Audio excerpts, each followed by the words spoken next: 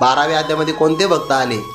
यो मत भक्ता हा समे प्रिया हा, माझाच भक्त मला प्रिय आहे.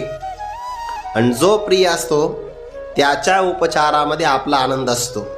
व्यवहारातलं उदाहरण आहे, सुगरण असणारी माता सगळा स्वयंपाक करते, सगळ्या प्रकारचे स्वयंपाकाचे श्रम घेते. मग घरातले लहान मुलं, मोठमोठे असणारे वडीलधारी मंडळी, पाहुणे सगळे जेवतात. आणि एखादा असणारा प्रिय पदार्थ जो मन लावून तयार केला तो तिला राहत नाही बघा.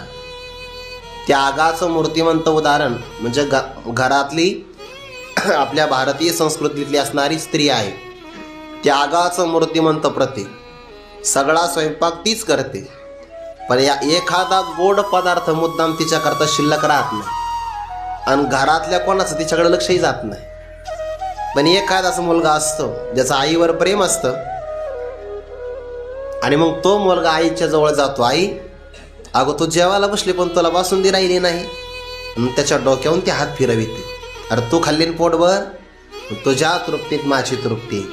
याला म्हणतात प्रेम. प्रेमात भोग नाही, प्रेमात त्याग असतो, त्याग. आणि जोपर्यंत प्रत्येक व्यक्तीच्या अंतःकरणात त्याग आहे ना, त्याग कुटुंबात असेल तर कुटुंब एकत्र राहतं, त्याग संप्रदायात असेल तर संप्रदाय उत्कर्षाला प्राप्त होतो, त्याग देशभक्तीमध्ये असेल देशामध्ये तर देश विकासाला प्राप्त होतो. त्याग सगळीकडेच महत्त्वाचा आहे.